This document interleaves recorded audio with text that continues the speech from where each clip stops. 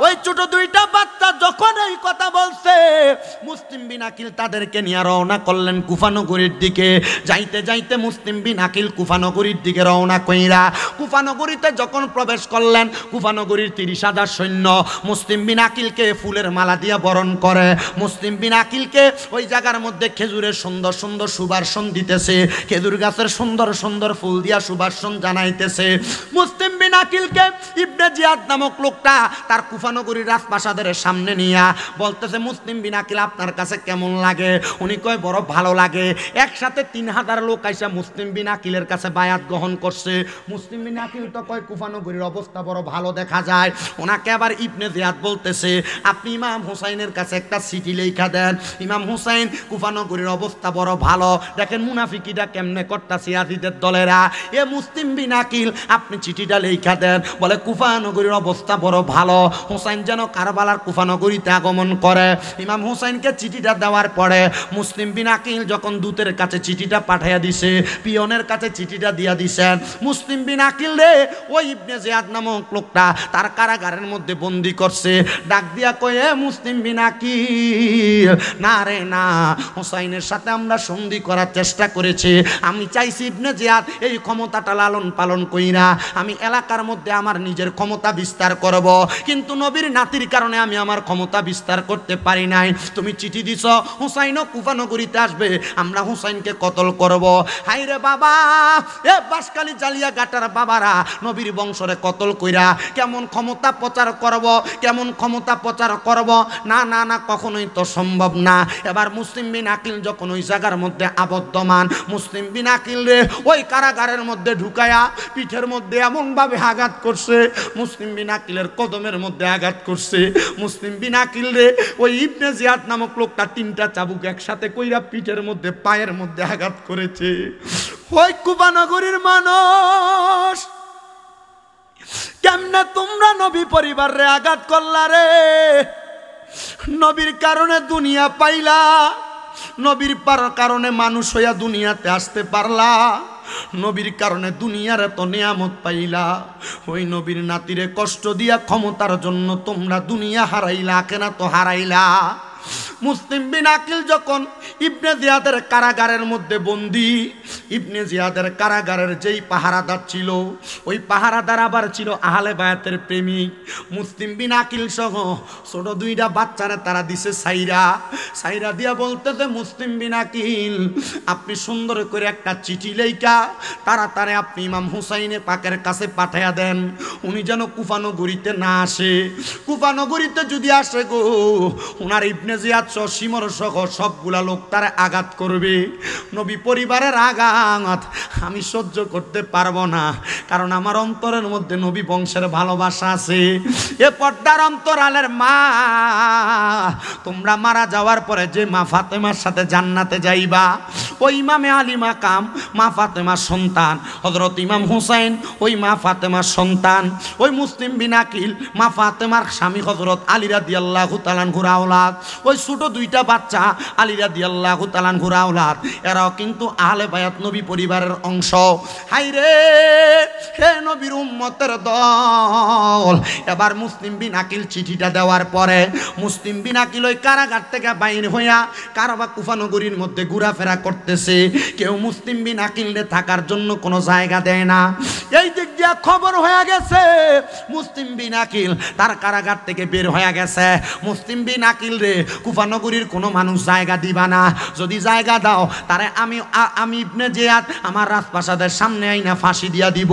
সব দরজার মধ্যে যায়, কোনো দরজার মধ্যে তারা জায়গা দেওয়া হয় না। কিন্তু মুসলমান ওই মুসলিম বিন আকিল হাঁটতে হাঁটতে ইবনে জিয়াদের দরবারে দাসীর কাজ করতেন, জিনার নাম ইবনে জিয়াদের দরবারে দাসীর কাজ করতেন। ওনার সাথে ওনার ঘরের দরজার সামনে যায় দেখে ওনার ঘরের দরজাটা খোলা। ডাক দিছে, আসসালামু আলাইকুম আলাইকুম ওয়া রাহমাতুল্লাহ, একটু পানির ব্যবস্থা নিয়ে আমারকে করাই দেওয়া যাবে? উনি ডাক দিয়ে কয়, আহলে বায়াতের বংশধর, আমার বাদশা বলেছে আপনারা যেন জায়গা না দে, কিন্তু আমার মনের মধ্যে আহলে বায়াতের ভালোবাসা। আপনি যেহেতু আমার দরজায় আইসা পানি চাইছেন, আমি যদি আপনারে ফিরিয়ে দেই, আমি আল্লাহর নবীর কাছে মুখ দেখাইতে পারবো না। আসেন গো, আমার ঘরের মধ্যে আসেন, আমি আপনারে আমার ঘরে জায়গা করে দিলাম।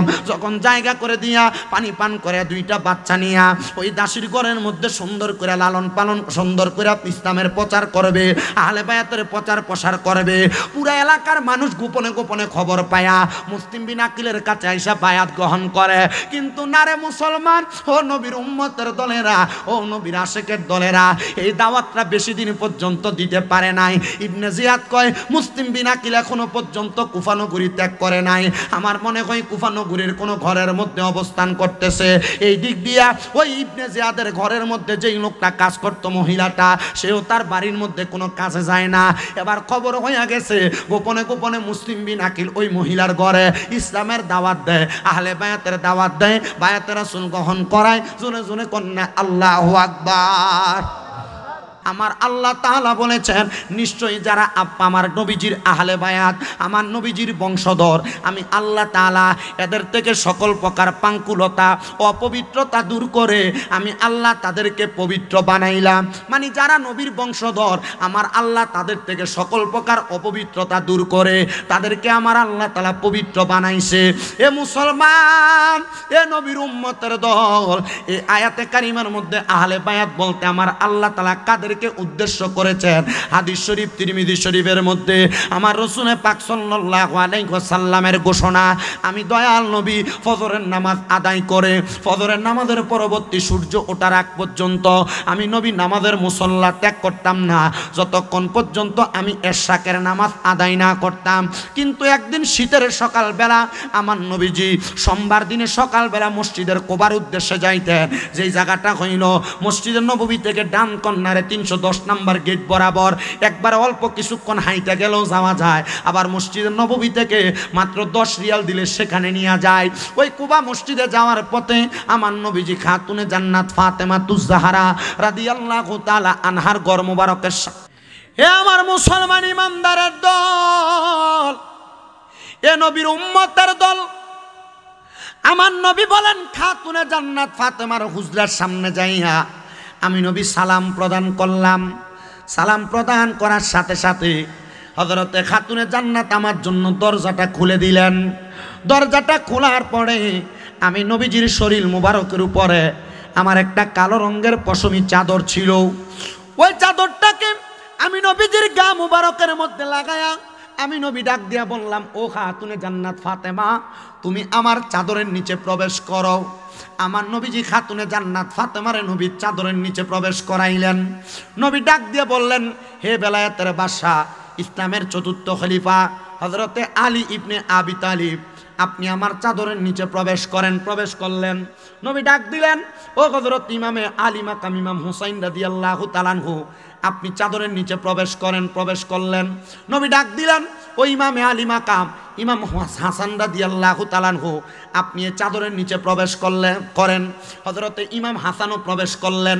যখন তারা চারজন প্রবেশ করলেন, মাঝখানে আমার নবী, হযরত মা ফাতেমা, হযরতে মাওলা আলী, হযরত ইমাম হাসান, হযরত ইমাম হুসাইন।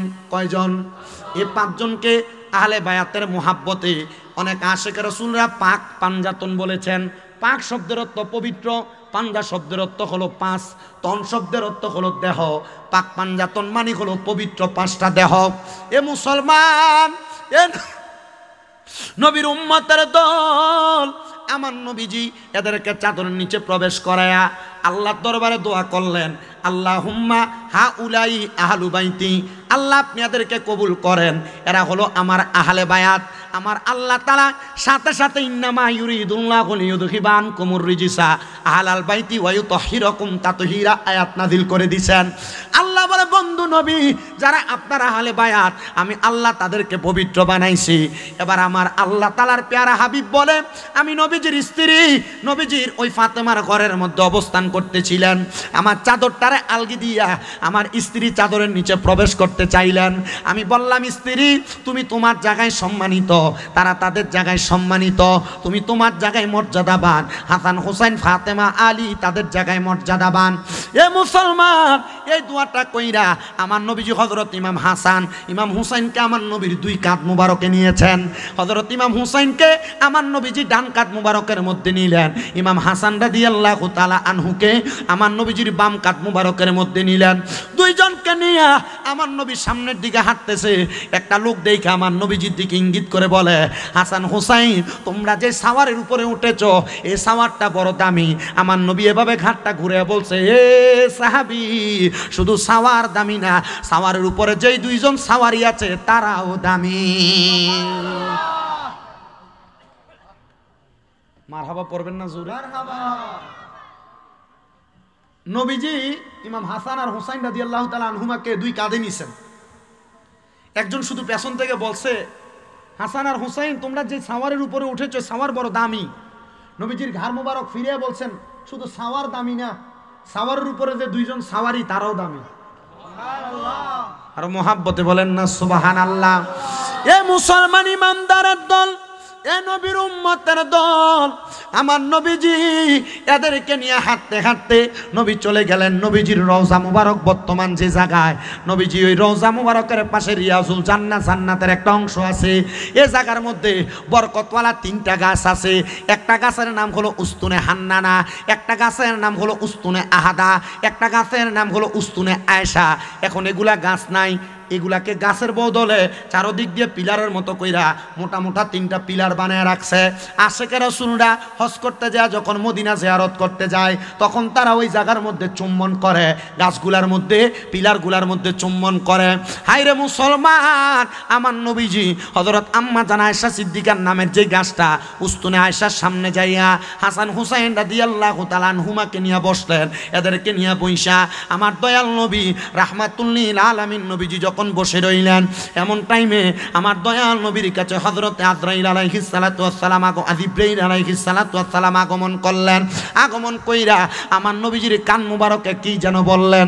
আমার নবীজি চোখ মুবারক দিয়া টপ টপ করে পানি মুবারক ছেড়ে দিছে। খাতুনে জান্নাত ফাতেমা তো হাসান হুসাইন রাদিয়াল্লাহু তাআলা আনহুমারে বড় ভালোবাসে। উনি অল্প সময় তাদেরকে না দেইকা দৌড়াইয়া মসজিদে নববীর সামনে চলে আসছেন। মসজিদে নববীর সামনে আইসা খাতুনে জান্নাত ফাতেমা তু জাহরা রাদিয়াল্লাহু তাআলা আনহা ডাক দিয়া বলতেছে, জগৎবাসী, আমি তাকে দেখলাম, আমার আব্বাজান মুহাম্মাদুর রাসূলুল্লাহ সাল্লাল্লাহু আলাইহি ওয়াসাল্লাম, উনাকে দেখলাম চোখ মুবারকের পানিগুলা পড়তে পড়তে ওনার দাড়ি মুবারকগুলো ভিজে গেছে। আর উনি আমার কলিজার টুকরার সন্তান ইমাম হুসাইনে পাকের গলা মুবারকের মধ্যে চুমা দিতেছে। আমি জিজ্ঞাসা করলাম, নবী ও পানের আব্বা গো, আপনি নবীজির এই চুম্বন করার বেদরা বুঝলাম না। আপনি নবী যেই কোনো কর্ম করেন না কেন, প্রত্যেকটা কর্ম আমার আল্লাহ তাআলার স্বনির্দেশে করেন। আপনার প্রত্যেকটা কর্ম আমার আল্লাহ তাআলার আদেশ মোতাবেক হয়ে থাকে। মায়ার নবী গো, যদি আমার আল্লাহ তাআলার আদেশ মোতাবেক না হয়, আপনি নবী যেই কর্মটা করেন উম্মতের জন্য সেটা ধর্মে পরিণত হয়ে যায়। নবী গো, আপনি কেন ইমামে আলী মাকাম ইমাম হুসাইনকে গলা মুবারকের মধ্যে চুমা দিলেন? আমার নবীজি আরো বেশি করে কান্না করতে লাগলেন। ডাক দিয়ে বলতেছে, ফাতেমা, আমার আল্লাহ তাআলা জিবরাইলের মাধ্যমে খবর পাঠাইছে, আমার এই কলিজার টুকরা নাতি হযরত ইমামে আলী মাকাম ইমাম হুসাইনকে কারবালার ময়দানের মধ্যে শাহাদাত করা হবে। ওগো ফাতেমা, তখন তুমি দুনিয়াতে থাকবে না, আমি নবী থাকবো না, হযরত আলী দুনিয়াতে থাকবে না, আমার আলী মাকাম ইমাম হাসান দুনিয়াতে থাকবে না। খাতুনে জান্নাত ফাতেমা চোখের পানিগুলা ছাইরা দিয়া ডাক দিয়া বলে, আব্বা, আপনি আমার আল্লাহ তাআলার কাছে দোয়া করেন না, আমার আল্লাহ তাআলা আপনার দোয়া কবুল করবে। আমার আল্লাহ তাআলা যেন হুসাইনে পাকের শাহাদাতটারে বন্ধ করে দেয়, হুসাইনে পাককে শাহাদাত না করে। আমার নবী কান্দে আর ডাক দিয়া কয়ে, ফাতেমা, আমার আল্লাহ তাআলা বলেছে হুসাইনে পাক কারবালার ময়দানের মধ্যে শাহাদাত হইলে, কারবালার ময়দানে হুসাইনে পাকের যত ফোঁটা রক্ত মুবারক মাটির মধ্যে পড়বে, হুসাইনে পাকের প্রত্যেকটা ফোঁটা রক্ত মুবারকের বিনিময় আমার আল্লাহ তাআলা আমি নবীর লক্ষ লক্ষ কোটি কোটি গুনাহগার উম্মতকে মাফ করে দিবে। এ মুসলমান, এই নবীর উম্মতের দল, আমার নবী দুনিয়া থেকে রওজা আতহারের মধ্যে, মৌলা আলী দুনিয়া থেকে বিদায়, হযরতে খাতুনে জান্নাত ফাতেমা বিদায়, হযরত ইমামে আলী মাকাম ইমাম হাসান রাদিয়াল্লাহু তাআলা আনহু দুনিয়া থেকে বিদায়। এমন টাইমে কুফা নগরীর মধ্য থেকে ইমাম আলী মাকাম ইমাম হুসাইনের কাছে চিঠি আস্তে আস্তে আস্তে আস্তে 1200 চিঠি আইসা পৌঁছাইছেন। হযরত ইমামে আলী মাকাম ইমাম হুসাইন রাদিয়াল্লাহু তাআলা আনহু সবগুলা চিঠি পইরা পইরা জমা করলেন। আর নবীর যত সাহাবী আছে, হুসাইনে পাকের আহলে বায়াতের যত বংশধর আছে, তাদেরকে নিয়ে মিটিং করতেন। তারা চিঠি দিয়েছে, আমি যাব কিনা, তারা আমার কাছে বায়াত গ্রহণ করবে। একজন দুইজন না, কমপক্ষে 30,000 সৈন্য একসাথে বায়াত গ্রহণ করে আমার নানার পতাকার তলে চলে আসবে। বলে না না না, তোমরা যাইবা না, এই কুফা নগরীর মানুষ তোমার কলিজার টুকরা বাবা হযরত আলী মাকাম ইমাম আলী রাদিয়াল্লাহু তাআলা আনহুর কদম মুবারকের মধ্যে তীর মেরে দিছে। এরা তোমার আব্বাজানের উটের মধ্যে আঘাত করেছে, এরা তোমার আব্বাজানের ব্যবসায়িক মালপত্র লুটতরাজ করেছে, এরা তোমার আব্বা ইসলামের চতুর্থ খলিফা হযরত আলী রাদিয়াল্লাহু তাআলা আনহুর দুনিয়ার সামাজিক জীবনের মধ্যে আঘাত করার চেষ্টা করেছে। এজন্য তুমি ওই জায়গার মধ্যে রওনা করবা না।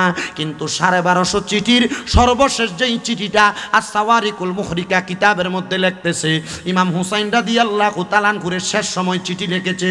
বেশি কিছু লাগবে না, জামিয়া আহমদিয়া সুন্নি আলিয়া মাদ্রাসার আনিসুজ্জামান হুজুর কেবলার লিখিত শামে কারবালা কিতাবটার শেষ অংশে যে আপনি যখন এই জায়গাটা দেখবেন আপনি অবাক হয়ে যাবেন। চিঠির মধ্যে, কারণ যারা মুনাফিক বেঈমান এরা ষড়যন্ত্রমূলক বিভিন্ন কথা জানে বেশি, মানে এদের মুখে এত মধু। হে মুসলমান ইমানদার, এ নবীর উম্মতের দল, আশেক রাসূল সমাজ জালিয়াঘাটার বাবারা, বাসকালীর বাবারা, গভীর মনোযোগ লাগে বয়ানটা শ্রবণ করো। আমার নবী ডাক দিয়া কয়, এ ফাতেমা শুনো গো, এই ইমামে আলী মাকামের কারণে, তোমার হুসাইনের কারণে অনেক উম্মতকে মাফ করা হবে। এর পরবর্তী সময় 1250 চিঠি, 1250 চিঠির শেষ চিঠির মধ্যে ওই মুনাফিক বেঈমানেরা চিঠি লিখতেছে। ওই চিঠির মধ্যে তারা লিখেছে, হুসাইন তুমি যদি কুফা নগরীতে না আসো, তাইলে আমরা কাল হাসরের ময়দানে তোমার নানার কাছে আমরা নালিশ করে দিব যে হ্যাঁ, হুসাইনের কাছে আমরা বায়াত গ্রহণ করতে চেয়েছিলাম, আপনার নাতি হুসাইন কুফা নগরীতে আসে নাই, তখন আমরা তুমি হুসাইনকে তোমার নানার কাছে দায়বদ্ধ করে দিব আর আমরা বেঁচে যাব। হুসাইনে পাকে চিঠি পাইয়া ডাক দিয়া বললেন, এ মালিক ইবনে মারওয়ান, আপনি আমার সামনে আসেন, আপনি তো আমার নানার বড় শুভাকাঙ্ক্ষী ছিলেন, আপনি বলেন না আমি কি এখন আর ওই দিকে যাব নাকি কুফা নগরীর দিকে? মালিক ইবনে মারওয়ান বলে, না আপনি যাইয়েন না, এই কুফা নগরীর মানুষ আপনার বাবার সাথে বড় অন্যায় করেছে। ও মুসলমান, ইমামে আলী মাকাম বলে, আগারে 1250 চিঠি পাইয়া আমি কুফা নগরীতে যাইতে চাই নাই, কিন্তু আমি শেষবার আমি রওনা করলাম কুফা নগরীর দিকে। এই মজলিসের মধ্যে হযরতে আলী রাদিয়াল্লাহু তাআলা আনহুর ভাই, মানে হযরতে আলী রাদিয়াল্লাহু তাআলা আনহুর বাবা আবু তালিবের আরেকটা সন্তান মুসলিম বিন আকিল, মানে ইমাম হুসাইনে পাকের চাচাতো ভাই, উনি উপস্থিত ছিলেন। উনি ডাক দিয়া বলে, ইমাম হুসাইন আপনি কুফা নগরীর মধ্যে যাবেন, আপনি কুফা নগরীতে যাওয়ার পর ওই কুফা নগরীর মুনাফিকেরা, এজিদের দলেরা, ইবনে জিয়াদের দলেরা আপনি হুসাইনে পাককে যদি ওই জায়গায় কতল করে দেয়, আর রহমতের নবী যদি আমি মুসলিম বিন আকিলরে প্রশ্ন করে, এর মুসলিম বিন আকিল তুমি দুনিয়াতে বাইচা থাকা অবস্থায় আমার নাতি কেমনে কারবালার ময়দানে শাহাদাত বরণ করলো, আপনাদের কি কষ্ট হচ্ছে রে বাবারা? অসুবিধা হচ্ছে রে বাবারা? এ মুসলমান, এ নবীর উম্মতের দল, আশেক রাসূল ভাই বাবারা, একটু অন্তরের কানটা লাগে পয়েন্টটা শ্রবণ করার চেষ্টা করবেন। এখান থেকে আপনি দুনিয়াতে মুনাফিকের লক্ষণ পাবেন, মুহাব্বতের লক্ষণ পাবেন, ইমানটাকে তাজা করার কিছু মাধ্যম পাবেন, চিহ্ন পাবেন, আলামত পাবেন। হযরতে মুসলিম বিন আকিল ডাক দিয়া বলতেছে, জগতের মানুষের দলেরা, আমি ইমামে আলী মাকাম ইমাম হুসাইনকে বললাম আপনি আগে কুফা নগরীতে যায়েন না, আমি কুফা নগরীতে যাইয়া আপনার কাছে একটা চিঠি লিখব যে কুফা নগরীর অবস্থা বড় ভালো, আপনি যখন ভালোর চিঠিটা পাবেন তখন আপনি কুফা নগরীর মধ্যে চলে আসবেন রওনা দিয়া, এর আগে আপনি কুফা নগরীতে যাবেন না। সবাই সমর্থন করলেন মুসলিম বিন আকিলের কথা, ঠিক আছে আপনি আগে রওনা করেন, সমস্ত প্রকার সরঞ্জাম সরঞ্জাম নিয়া মুসলিম বিন আকিল রওনা করবে। মুসলিম বিন আকিল বলে, আমার জুব্বা মুবারকের পেছন থেকে আমি টের পাইলাম কে যেন টান দিয়ে ধরে রাখছে। আমি পেছনে তাকায়া দেখলাম আমি মুসলিম বিন আকিলের ছোট ছোট দুইটা বাচ্চা হযরত মুহাম্মদ এবং ইব্রাহিম আমার পেছন দিয়ে ধরে রাখছে। আমি জিজ্ঞাসা করলাম, কিরে আব্বা জানেরা, আমি আব্বা জান তোমাদেরকে ছাইরা চলে যাচ্ছে, তোমরা বুঝি এই জন্য কান্না করতেছ আর আমার পাঞ্জাবিতে টেনে ধরে রাখছ? ওই মুহাম্মদ এবং ইব্রাহিম মানে মুসলিম বিন আকিলের স্ত্রী, মুহাম্মদ এবং ইব্রাহিমের মা দুনিয়াতে ছিল না, এদেরকে জন্ম দেওয়ার সময় ইন্তেকাল করে দুনিয়া থেকে বিদায় হয়ে গিয়েছিলেন। ওই ছোট্ট বাচ্চা বলে, আব্বা আপনি না ইমাম হুসাইনে পাককে বলেছেন আপনি কারবালার ময়দানে যাইয়া হুসাইনে পাকের আগে শাহাদাত হইলে আপনি আমার মুহাম্মদুর রাসূলুল্লাহর কাছে জবাবদিহিতা করতে পারবেন।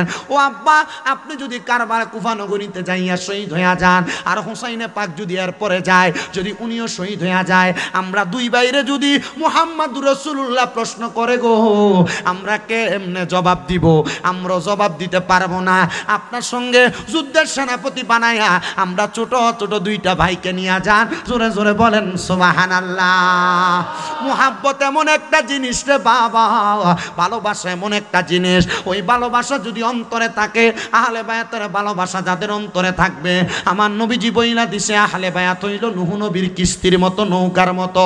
নূহ নবীর জামানায় ওই নৌকার মধ্যে যারা উঠছে, নূহ নবীর জামানায় বন্যা প্লাবন থেকে তারা বেঁচে গেছে, ঠিক এমন ভাবে আহলে বায়াতকে যারা আখিরি জামানার মধ্যে ভালোবাসবে, নবীর পরিবারকে যারা মুহাব্বত করবে, সোহাদে করবালার মাহফিল যারা করবে, এই মানুষগুলা দুনিয়ার সাধারণ মানুষ না, এরা নূহ নবীর নৌকাতে আরোহণ করলো। নূহ নবীর উম্মতেরা যেমন ভাবে প্লাবন থেকে বাইচা যায়, ওই আহলে বায়াতকে ভালোবাসা ব্যক্তিগুলা কাল ময়দানে মাশরে কঠিন 12 সূর্যের তাপ থেকে বাঁচবে, গ্রামের সাগর থেকে বাঁচবে, কারণ রহমতের নবী লাওয়ায়ে হামদের পতাকার নিচে তাদেরকে জায়গা করে দিবে। জোরে জোরে বলেন সুবহানাল্লাহ। ওই ছোট দুইটা বাচ্চা যখন এই কথা বলছে, মুসলিম বিন আকিল তাদেরকে নিয়ে রওনা করলেন কুফা নগরীর দিকে। যাইতে যাইতে মুসলিম বিন আকিল কুফা নগরীর দিকে রওনা কইরা কুফা নগরীতে যখন প্রবেশ করলেন, কুফা নগরীর 30,000 সৈন্য মুসলিম বিন আকিলকে ফুলের মালা দিয়া বরণ করে। মুসলিম বিন আকিলকে ওই জায়গার মধ্যে খেজুরের সুন্দর সুন্দর সুবাসন দিতেছে, খেজুর গাছের সুন্দর সুন্দর ফুল দিয়া সুবাসন জানাইতেছে। মুসলিম বিন আকিলকে ইবনে জিয়াদ নামক লোকটা তার নগরীর রাজপ্রাসাদের সামনে নিয়া বলতেছে, মুসলিম বিন আকিল আপনার কাছে কেমন লাগে? উনি কয় বড় ভালো লাগে। একসাথে 3000 লোক আইসা মুসলিম বিন আকিলের কাছে বায়াত গ্রহণ করছে। মুসলিম বিন আকিল তো কয় কুফা নগরীর অবস্থা বড় ভালো দেখা যায়। ওনাকে আবার ইবনে জিয়াদ বলতেছে, আপনি ইমাম হুসাইনের কাছে একটা চিঠি লেখা দেন। ইমাম হুসাইন কুফা নগরীর অবস্থা বড় ভালো, দেখেন মুনাফিকিটা কেমনে করতাছে ইয়াজিদের দলেরা। এ মুসলিম বিন আকিল আপনি চিঠিটা লেখা দেন। বলে কুফা নগরীর অবস্থা বড় ভালো, হুসাইন যেন কারবালার কুফা নগরীতে আগমন করে।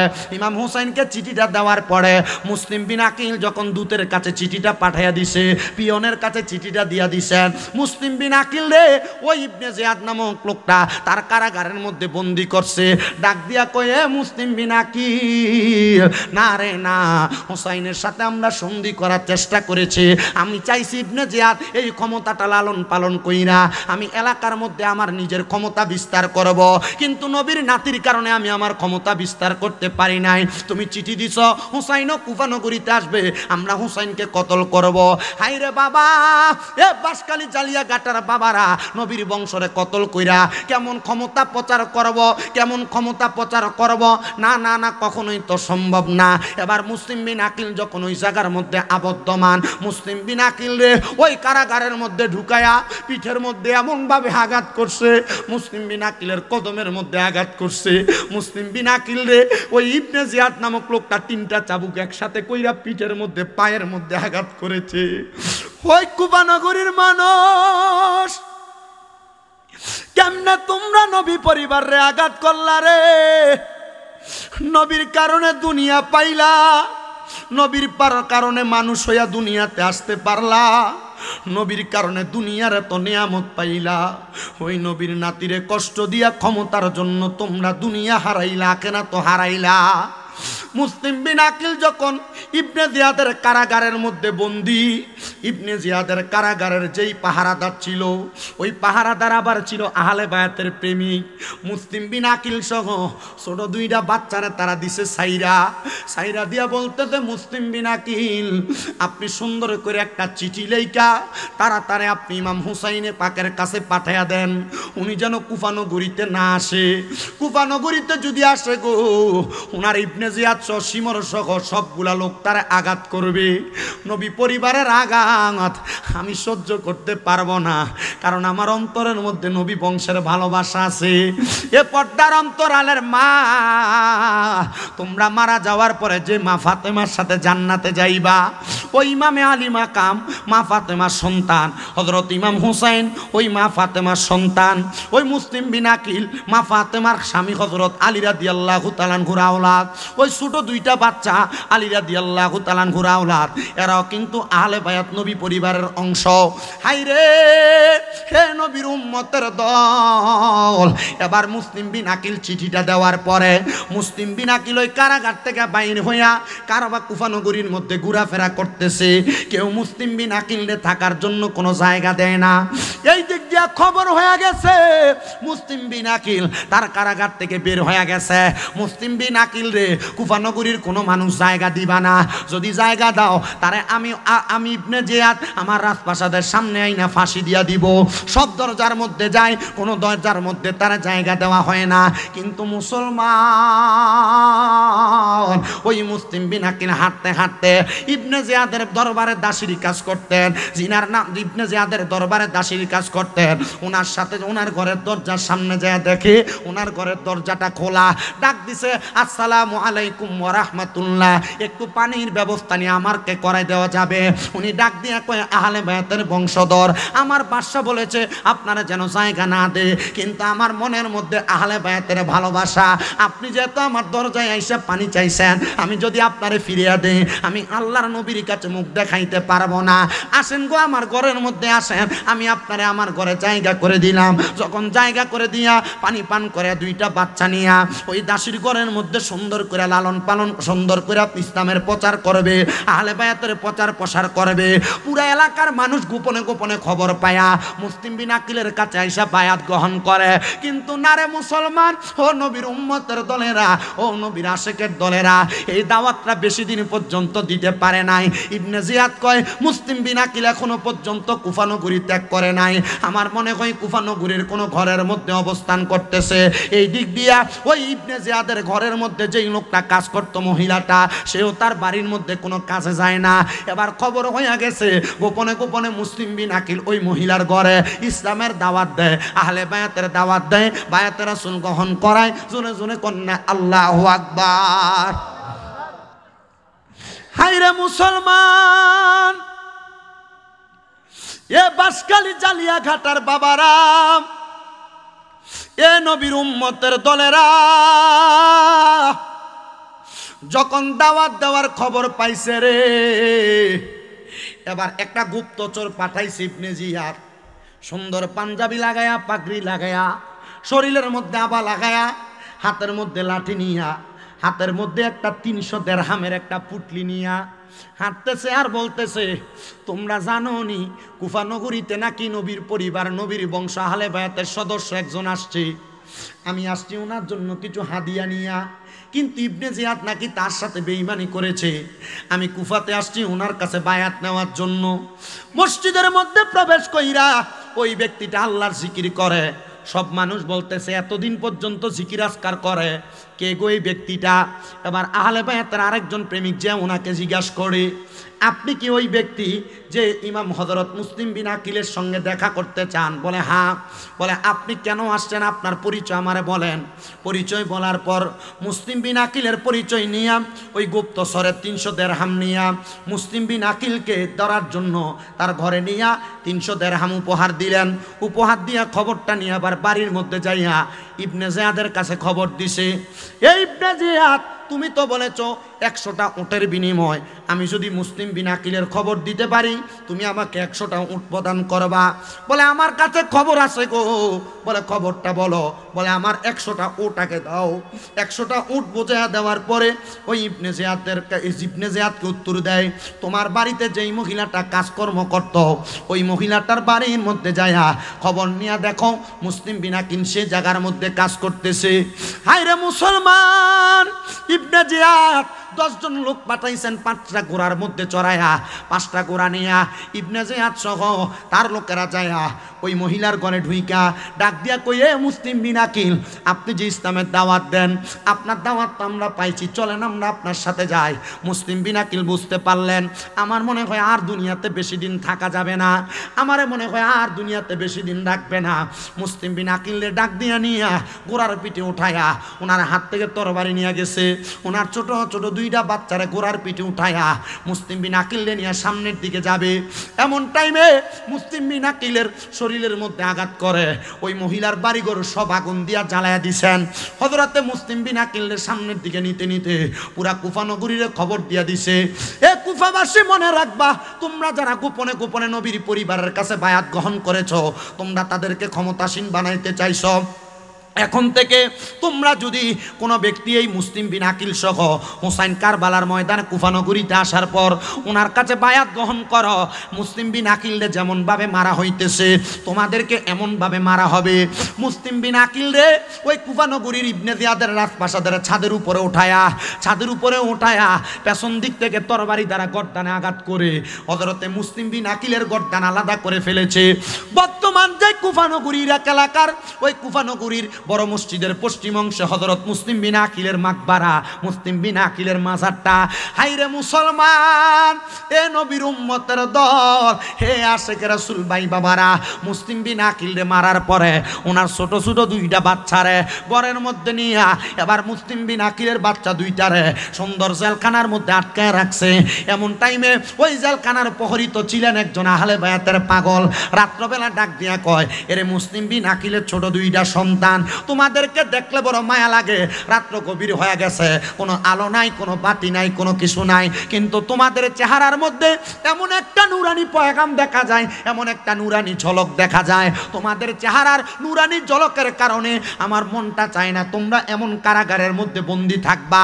আসরে আমার হাতের আংটিটা তোমাদের কাছে দিলাম, কুফা নগরীর শেষ প্রান্তে যাইয়া এই রাস্তা বরাবর সোজা হাঁটবা, আমার আংটিটা তুমি ওই জায়গার সেনাপতিরে দেখাইবা, তার অল্প কিছুক্ষণ পরে ব্যবসার উদ্দেশ্যে মদিনার দিকে রওনা করবে, তুমি এই আংটিটা দেখে বলবা তোমাদেরকে যেন তাড়াতাড়ি ওই কুফা নগরী থাইকা তারা যেন মদিনাতে পৌঁছায় দেয়, আর হুসাইনে পাকের কাছে খবর দিবা হুসাইনে পাক যেন কারবালার কুফা নগরীতে না আসে। ছোট 2টা বাচ্চা আংটিটা নিয়ে আহলে বায়াতের ওই সদস্য আহলে বায়াতের পাগল ওই প্রহরীটার কাছ থেকে বিদায় নিয়ে গেছে।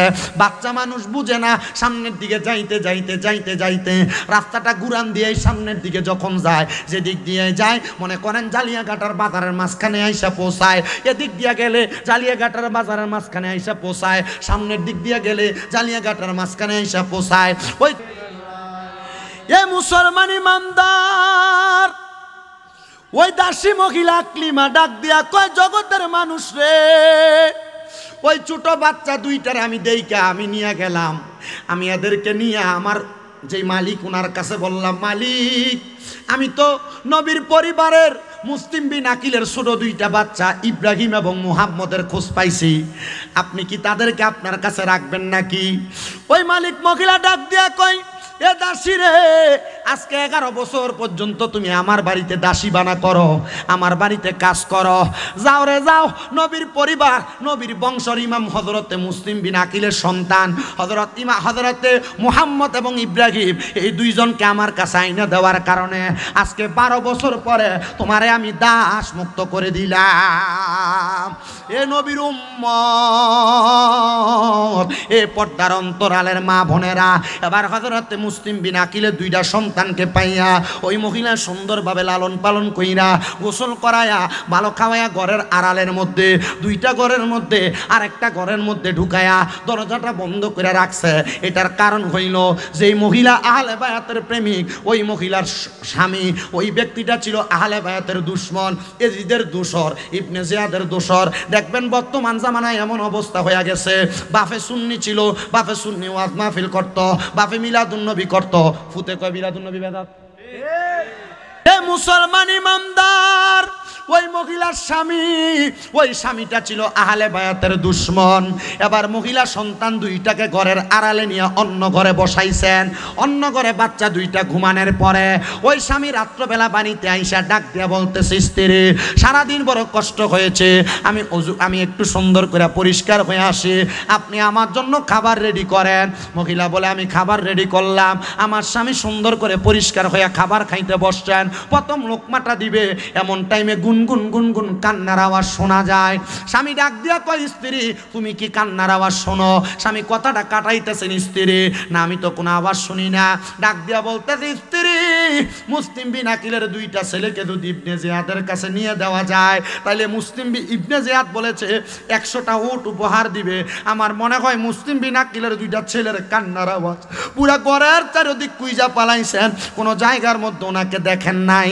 এবার তালাশ করে নিজের অন্য ঘরের মধ্যে দরজা খুলে দেখে নুরানি চেহারাওয়ালা ছোট দুইটা বাচ্চা কান্না করে। ওই মহিলা ডাক দিয়া কয়, কিরে মুহাম্মদ এবং ইব্রাহিম, তোমরা তো এমন ভাবে আওয়াজ করার কথা না।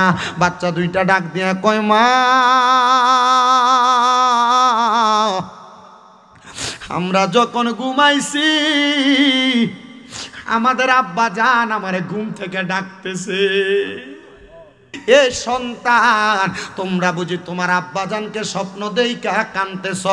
আল্লামা ইবনে সিরিনের স্বপ্নের তাবিরের কিতাবের প্রথম দিকে লিখতেছে, কোন সন্তান যদি মা মারা যাওয়ার পর, বাবা মারা যাওয়ার পর, অথবা তার কোনো আত্মীয় স্বজনকে মারা যাওয়ার পর স্বপ্ন দেখে খাবার চাই, অথবা অন্য কোনো কারণে স্বপ্ন দেখে, সে যেন ওই মৃত ব্যক্তির জন্য হাত তুলে দোয়া করে। ওই ইবনে সিরিন কেন গো? বলে তার জন্য দোয়া করলে তার দোয়ার কারণে আল্লাহ কবরবাসীকে মাফ করে দিবে। আপনারা অনেকেই বাপ মারা স্বপ্ন দেখেন, আত্মীয় স্বজনকে স্বপ্ন দেখেন। আপনারা কখনো এমন কর্মকাণ্ড করবেন না যে দোয়া করবেন না। স্বপ্ন দেখলে নিজে নিজে দোয়া করবেন। হুজুর দিয়া দোয়া করানোর ক্ষমতা না থাকলে নিজে দোয়া করলেও অসুবিধা নাই। আইরে বাবা, ওই ছোট দুইটা বাচ্চারা স্বামীটা হাতে নিয়া স্ত্রী কয়, স্বামী আপনি 100টা উটের লোভে দুইটা বাচ্চারা নিয়ে ইবনে জিয়াদের কাছে দিয়েন না। বলে, না রে না, 100টা উট পাইলে আমার জীবন পরিবর্তন হয়ে যাবে। বলে, 100টা উট দিয়া আপনি দুনিয়া পাইবেন, আখেরাত পাইবেন না। আহলে বায়াতের দুইটা সদস্যরে ভালোবাসলে আপনার আখেরাত জান্নাতের রাস্তা ক্লিয়ার হয়ে যাবে। স্বামী ডাক দিয়া স্ত্রী সরবইলা মাথার মধ্যে আঘাত করে ফেলে দিছে। মুসলিম বিন আকিলের দুই সন্তান এদেরকে নিয়ে সামনে যায়। মায়ের সাথে একটা সন্তান ছিল আহলে বায়াতের পাগল। ও বাবা, নিজে মিলাদুন নবী করলে হবে না, কারবালার মাহফিল করলে হবে না, সন্তানদেরকে অভ্যাসে পরিণত করাইবেন যেন আপনার মরার পরে তারাও করে। মারহাবাটা জোরে। এ মুসলমান, ওই সন্তান ডাক দিয়ে কয়, আব্বা জান আপনি যদি এই দুইটা বাচ্চা আহলে বায়াতের সদস্যদেরকে আমার সামনে দিয়ে নিয়ে যান, তাইলে আমার লাশের উপর দিয়ে নেওয়া লাগবে। ওই ব্যক্তি নিজের ঘাট নিজের তরবারিটা বের কইরা নিজের সন্তানের গর্দান আলাদা করে দিছে। এবার স্ত্রীর সামনে দাঁড়ায়া ডাক দিয়ে কয়, স্বামী গো, সন্তান যেহেতু হারাইছে, আপনি প্রয়োজনে আমার আঘাত করেন, তবে আপনি স্বামী এই জায়গার মধ্যে তাইকা আপনি কখনো কোনো দিন এই জায়গার মধ্যে দুইটা বাচ্চাকে নিতে পারবেন না। মুসলমান, ওই লোকটা দুষ্ট মানুষ, ইবনে জিয়াদের দোসর, এজিদের দোসর, স্ত্রীর গলার মধ্যে তরবারি চালায়া দিয়া ছোট দুইটা বাচ্চারে নিয়ে সামনে যায়। মানুষ কয়, দেখ শুনি সে কত ভাগ্যবান, 100টা উট পায়া যাবে। মুসলিম বিন আকিলের সন্তানদেরকে নিয়ে গেলে তার মনে একটা শয়তান কুচিন্তা ধরা দিল, জীবিত অবস্থায় যদি দুইটা বাচ্চারে নিয়ে যায়, মানুষ আমার কাছ থেকে চিনে নিয়ে তারা পুরস্কার গ্রহণ করবে। সেই কথা চিন্তা কইরা মুসলিম বিন আকিলের ছোট ছোট দুইটা বাচ্চারে শোয়া গর্দানের মধ্যে তরবারি চালায়া দিয়া ছোট দুইটা বাচ্চার গর্দানগুলা মাথাগুলা বস্তার মধ্যে ঢুকায়া কাপড়ের গাঁটটির মধ্যে ঢুকায়া ওই ইবনে জিয়াদের কাছে যায় কয়, এই নাও মুসলিম বিন আকিলের দুই সন্তানের মাথা। উনি ডাক দিয়া কয়, এ ইবনে জিয়াদ, তুমি আমার এখন 100টা উট উপহার দাও। এ মুসলমান, এমন ভাবে আস্তে আস্তে ইমাম হুসাইন রাদিয়াল্লাহু তাআলা আনহু কুফা নগরী থেকে কারবালার দিকে রওনা করেছে। ইমাম আলী মাকাম ইমাম হুসাইনের সাথে তারা বেঈমানি করতে লাগলো। এমন বেঈমানি করতে করতে তারা ইমাম আলী মাকাম ইমাম হুসাইন রাদিয়াল্লাহু তাআলা আনহুরে শাহাদাত করে ফেলেছে। আরে অনেক লম্বা ঘটনা, 3-4 ঘন্টা করলে কারবালার বয়ান শেষ হয় না, 5 ঘন্টা করলে শেষ হয় না। শুধু মুসলিম বিন আকিলের জীবনী থেকে কথাগুলা বললাম। ওই মুসলিম বিন আকিলের ইন্তেকালের পরে, শাহাদাতের পরে একজন আহলে বায়াতের প্রেমিক যাইয়া হযরত ইমাম আলী মাকামের কাছে খবর দিছে, ইমাম হুসাইন আপনার কাছে মুসলিম বিন আকিলের শেষ একটা বাণী পৌঁছাইতে চাই। বলে কি বাণী? বলে মুসলিম বিন আকিল রে এজিদের দলেরা সাধারণভাবে মারে নাই, বড় রাজপ্রাসাদের উপরে উঠায়া গর্দান আলাদা করে দিছে, কিন্তু ওনাকে বলেছে এ মুসলিম বিন আকিল আমি ইবনে জিয়াদ মারতে পারি, কিন্তু আমার মনের ভিতরে মায়া আছে, তুমি বলো তোমার মনের মধ্যে শেষ ইচ্ছা কি? উনি ডাক দিয়া কয়, এ কুফা নগরীর 30,000 সৈন্য তোমাদের কারোর সাথে যদি নবীর নাতি ইমাম হুসাইনের সাথে দেখা হয়, তাইলে তোমরা ইমাম হুসাইনের কাছে বলবা উনি যদি মদিনাতে যায় আমার সালাম যেন